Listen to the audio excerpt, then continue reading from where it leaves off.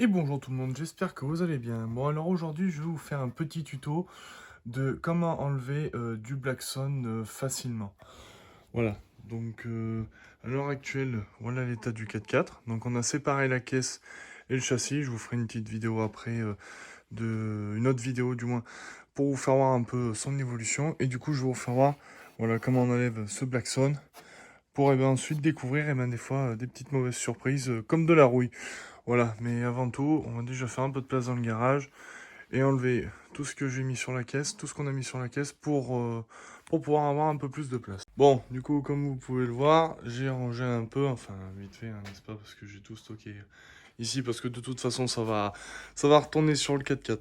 Bon, du coup, le tuto consiste à comment enlever du Blackson facilement. Donc du coup, on va avoir besoin de 3 outils. Donc moi, de ce que je vais me servir, c'est d'un décapeur thermique et 2 ciseaux à bois. Donc personnellement, je prends 2 tailles différentes. Un large pour pouvoir faire les grandes zones pour moins s'embêter. Et ensuite, comme son nom l'indique, un petit pour pouvoir faire les petits recoins, les angles où ça va être un peu plus compliqué de faire avec le gros. Donc, pourquoi je souhaite enlever le Blackson sur le 4x4? Donc, pour tous ceux qui font de la mécanique auto, vous savez autant que moi que le Blackson n'est pas super bien. Si c'est mal posé, et ben tout simplement, on va arriver voilà, des petits points de rouille comme ça. Et on peut avoir des surprises. Donc, je vais vous faire voir un morceau. Voilà. Hop. Donc, tout simplement, et ben voilà, sous le Blackson, et ben on a découvert ça. Donc, on voit bien. Voilà, donc ici, ça fait une couche de plastique, voilà, tout simplement, un peu caoutchouteuse, qui vient recouvrir, en fait, et ben justement pour le principe du Blackson, et ben que l'eau ne s'infiltre pas au niveau de la ferraille et que ça fasse rouiller. Sauf que si c'est mal posé, et au bout d'un moment, ça se décolle, et on se retrouve là-dessus. Et du coup, bah, comme vous pouvez le voir, mon père a été obligé de refaire tout le support de caisse de ce côté, là-bas, et également devant. Voilà, ici c'était attaqué, ici aussi. Donc une fois que je vais enlever le Blackson pour justement voir s'il n'y a pas des fois d'autres endroits qui sont attaqués et pour passer un petit coup de meuleuse pour justement enlever la rouille de surface comme ici. Et ensuite,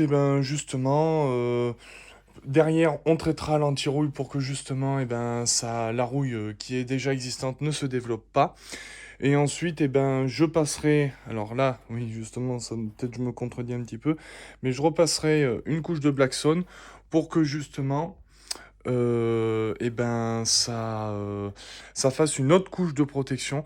Alors, de ce que j'ai cherché, de ce qu'on a fait sur le premier 4x4, donc le vert que malheureusement je ne vous ai pas plus filmé que ça, je vous ai même pas filmé le résultat final, je vous le ferai. Où justement, il faut le passer en couche fine pour pouvoir, qu'il accroche le mieux. Vous voyez ici, là, il a bien accroché. Donc du coup, ça ne passera pas et ça fait une protection en plus, surtout en tout terrain. Bon, bref, de bavardage. Donc, je vais procéder de la manière suivante. Tout simplement, je vais prendre le décapeur thermique. Bon, c'est pas facile de filmer à une main. Voilà, en position 1 ou 2, suivant ce que vous recherchez. Et puis tout simplement, on va faire chauffer la zone de travail. Alors faites pas des grandes surfaces, hein, ça sert à rien parce que sinon ça va se refroidir assez rapidement. Voilà, on va accélérer le mouvement.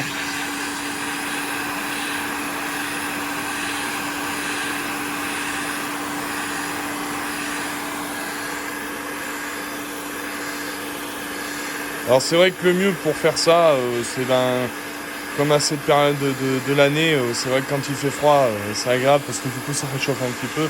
Mais voilà, l'été, sous peut-être 35-40 degrés, c'est pas forcément bien agréable. Là, donc on fait chauffer. On va couper. Je prends le ciseau à bois le plus large. Et ensuite, tout simplement, voilà, je viens râper. Et comme vous voyez, ça s'enlève vraiment tout seul. Donc là, bon, c'est vrai que je le fais qu'à une main. Donc c'est pas forcément très évident.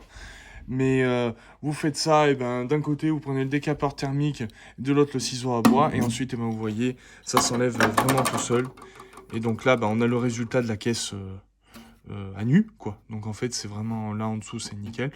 Donc je vais quand même l'enlever partout pour que ça soit plus homogène et que ça fasse pas dépater à certains endroits quand on va reblacksonner.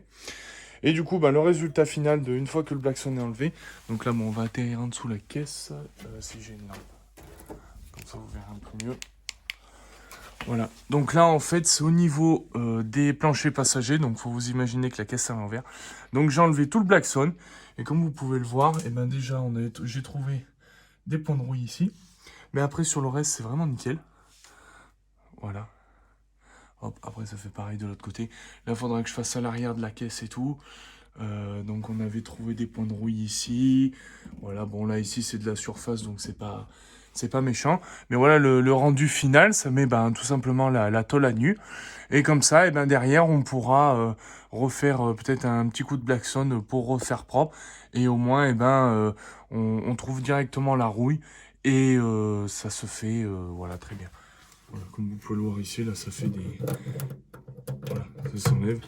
Donc le mieux c'est de le faire avec un décapeur thermique parce que au moins ben, ça s'enlève plus facilement et puis surtout vous galérez pas parce que moi au début quand je l'avais attaqué je le faisais au ciseau à bois et à grands coups de marteau et par moments je perçais la ferraille et tout donc c'était pas vraiment tip top. Donc là ben, c'est un carrossier qui m'a donné la technique et franchement c'est une technique qui va super bien, c'est pour ça que j'ai voulu vous la faire partager. Voilà, bon bah j'espère que ce petit tuto vous aura plu. J'en referai d'autres très prochainement, parce qu'il y a encore quand même pas mal de boulot encore sur ce 4x4. Et j'essaierai de vous faire voir au maximum l'évolution du 4x4. Voilà, et n'hésite pas à t'abonner à mon compte Instagram, je vais mettre le lien en description. Donc où justement, eh ben, je poste un peu plus sur Instagram, donc pour me suivre, ça sera plus simple. Allez, merci beaucoup, ciao!